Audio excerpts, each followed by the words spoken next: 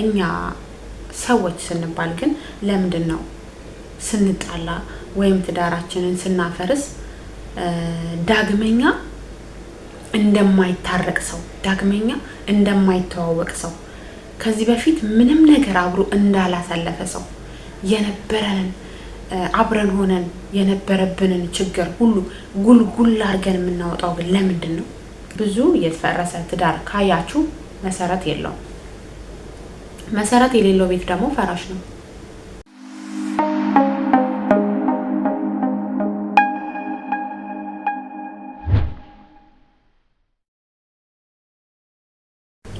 ሰላም ሰላም ሰላም ውድና የተከበራችሁ የማርካን ቲዩብ ተከታታዮች እንዴት ናችሁ? ውዶችዬ አላችሁልኝ ወይ? እኔ ያለሁላችሁ እግዚአብሔር ይመስገን። በያላችሁበት ሰላምና ጤናችሁ ብዝት ይበልልኝ እያልኩኝ ዛሬ እንግዲህ ከች ብዬላችኋለሁ ማለት ነው። እናንተ ደግሞ ቤቴ ላይክ፣ ሼር፣ ሰብስክራይብ እያደረጋችሁ አብራችሁኝ እንድትቆዩ በአክብሮት እጋብዛለሁ። የኔ ውዶች በጣም ተጠፋፍተናል በነገራችን ላይ በጣም ከሚባለው በላይ።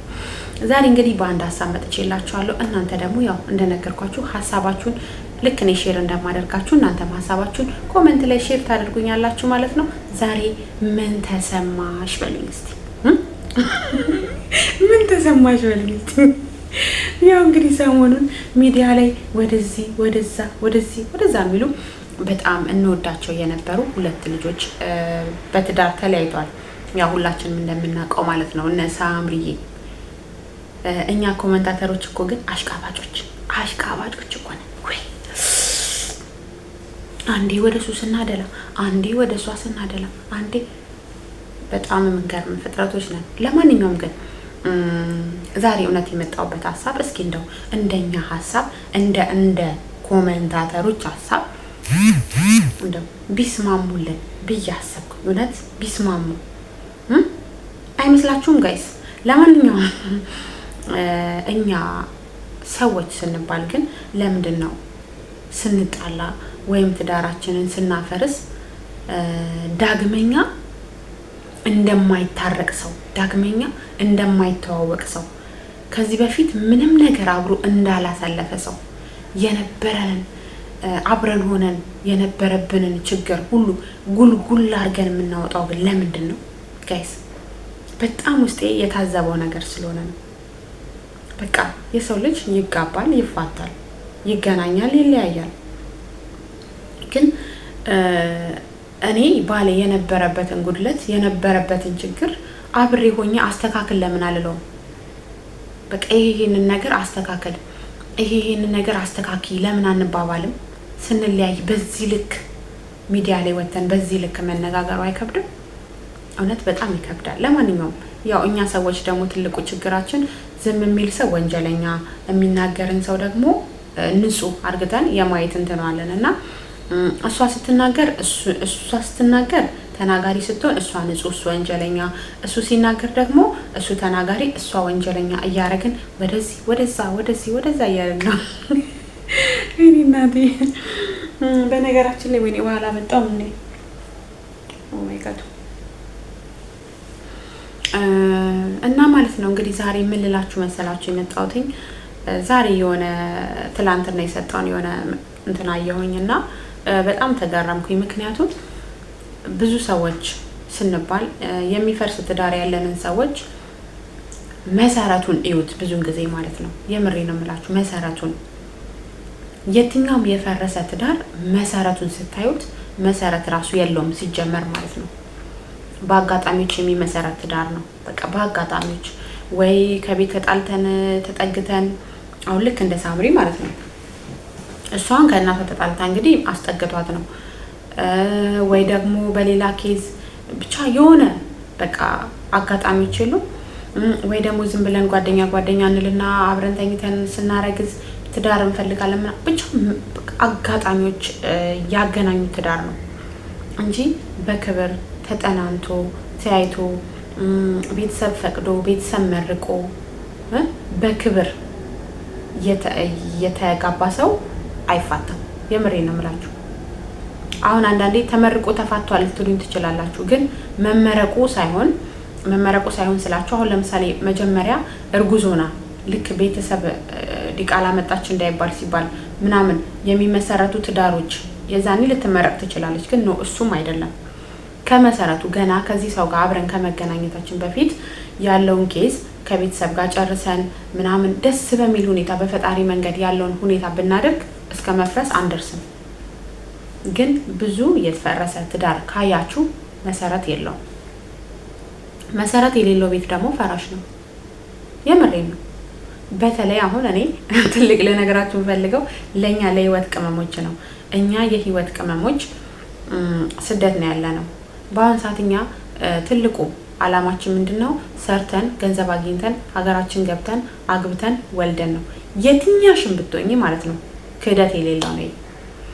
ገብቼ ወይኔ እኔስ መች ነው እንደሰው ጥሩ ቤተሰብ ኖሮኝ ወልጄ ልጆቼን እሺ የሚባል ኢላማ ነው የምናለመው ማለት ነው። ያ ማለት ባለሽበት ወይ ቦይፍሬንድ ይኖርሻል ወይ ደግሞ ልክ ሀገር ላይ ስትገቢ አጋጣሚዎች ሁሉ አቃጣሪዎች ናቸው። ባገኘሽው አጋጣሚ የሆነን ሰው ታገቢያለሽ። ያኔ በቃ አጋጣሚዎች ያገናኙሻል፣ ታገቢያለሽ። ከዛ በኋላ እንትን እንወልዳለን ምናምን እያልን እንቀጥላለን። አጋጣሚ ላይ የተመሰረተ ትዳር አጋጣሚ ይፈተዋል። ትውውቅ አይደለም የምላችሁ። ብዙ የሚያምር ትዳር ያላቸው ጥንዶች እንትን ላይ ተገናኘን፣ ታክሲ ላይ ተገናኘን፣ እንትን ሲሸጥ ተገናኘን፣ እንትን ሲያረግ ተገናኘን። መገናኛችንን አይደለም የምነግራችሁ፣ የትዳሩን ገጠመኝ ነው የምነግራችሁ እንጂ ሰው በትውውቅ ደረጃ የትም ሊተዋወቅ ይችላል። ግን በትዳር ደረጃ እኔ ዝም ብዬ ጓደኛዬ ይዤው ተኝቼ አርግሼ ከዛ ቤተሰብ ጋር ዲቃላ መጣች እንዳልባል ሽማግሌ አስልኬ ተጋብተን የምንወልደው ያ ትዳር አይደለም። ለጊዜው ይምሰለን እንጂ የሆነ ሰዓት ላይ ፈራሽ ነው። ይሄ ደግሞ በአካል እያየነው ያለነው ነገር ነው። እኛ ስደት ላይ በተለይ ያለን ሰዎች ብዙዎቹ ካያችሁ ገብተው በራሳቸው ገንዘብ ነው የሚያገቡት። ደግሰው የምሬን ነው የምላችሁ፣ ደግሰው። ያ የሚሆነው ምንድነው? ገና እንደገቡ አብረው ይሆናሉ። ከዛ በኋላ ልጅ ይፈጠራል። ቤተሰብ እንደዚህ አመጣሽ እንዳላ ለመባል ድግላር ጋር ትደግሳለች። ባላት አቅም ይጋባሉ፣ አብረው ይኖራሉ። ከዛ የቤት ምናምን ታሟላለች። ምንም እቅድ የሌለውን ሰው ማለት የትዳር ምንም አላማ ከሌለው ሰው ጋር ማለት ነው። የቤት ነገር ይሟላል፣ የሆነ ነገር መስራት ይጀመራል እየተባለ ይኖራል። ከዛ አመት 2 አመት ምናምን ስንኖር ነገሮች በጣም ኦቨር ይከብዱናል። ከዛ ልጆቻችንን ለቤተሰብ እንሰጣለን። ተመልሰን ይሄው ስደት እንመጣለን። ያ ማለት የአጋጣሚዎች ትዳር በአጋጣሚዎች ይፈርሳል። ግን በክብር ራሳችንን ጠብቀን በችኩል አይደለም፣ በችኩል ሳይሆን በክብር ራሳችንን ጠብቀን ያለውን ነገር በስርዓት ካደረግን ዘላቂ ህይወትና ዘላቂ ትዳር ይኖርናል። እግዚአብሔር ይባርከናል። የምሬን ነው የምላችሁ ጌታ።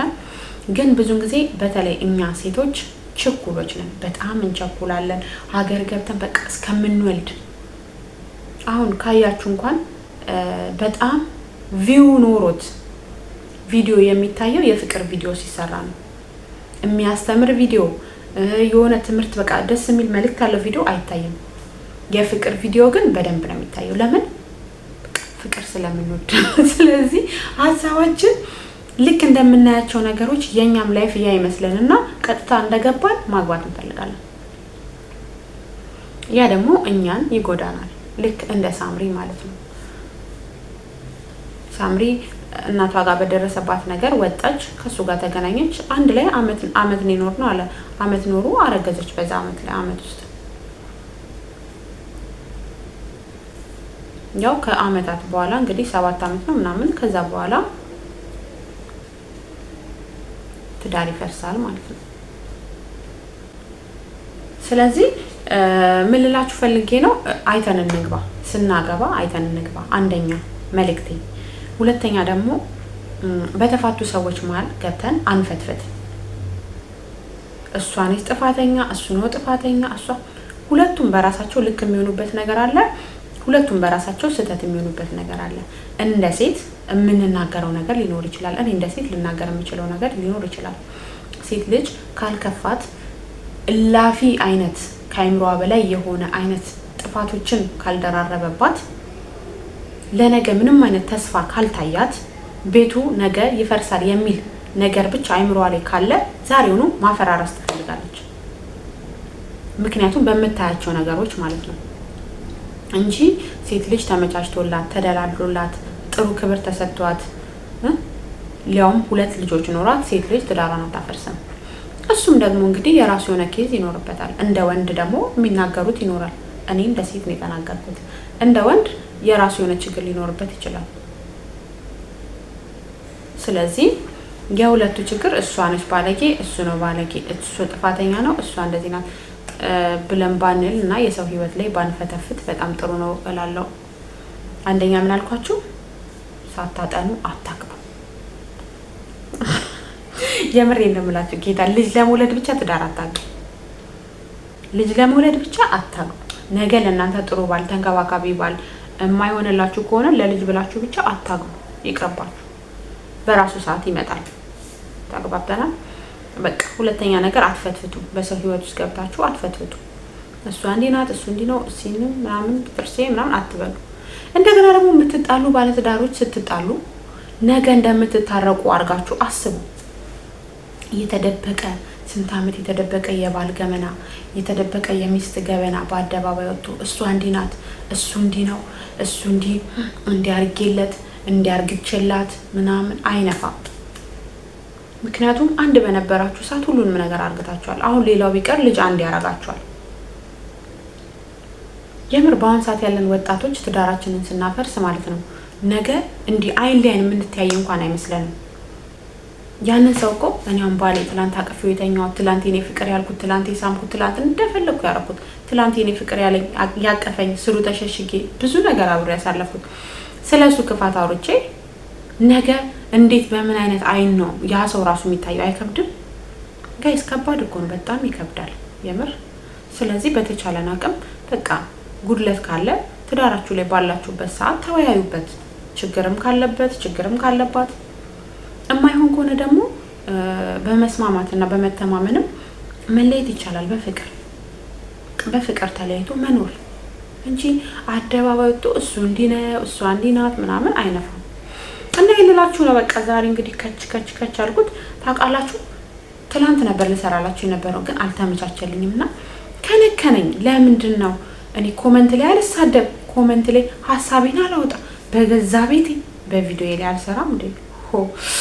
ለምን እያማረኝ ይቀር ሳልኮምት ሳላወራ ብዬ አይገርማችሁ?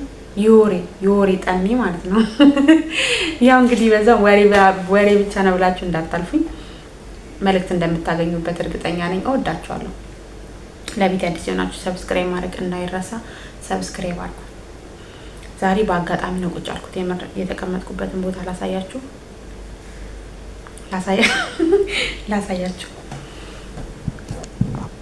አያችሁ የተቀመጥኩበት ቦታ ማለት ነው። ብታዩ ማለት ነው። ሴትዮ እቃ ፈልጊ ብላኝ ያው ከትላንት ጀምሮ ማለት ነው እቃውን አስሼ ብዬ እቃው አሁን ተገኘልኝ።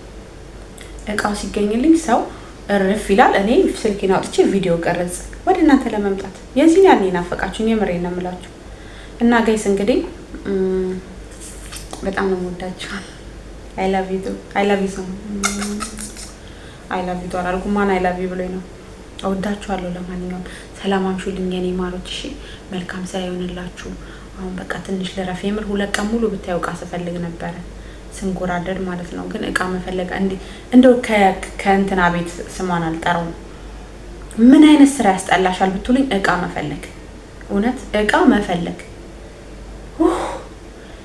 ይሄው ከትላንት ጀምሬ አስሼ ማታ እንቅልፍ አልተኛውም። እሷን ሳስብ እቃው ገና ይገኛል አይገኝም ብዬ ማለት ነው።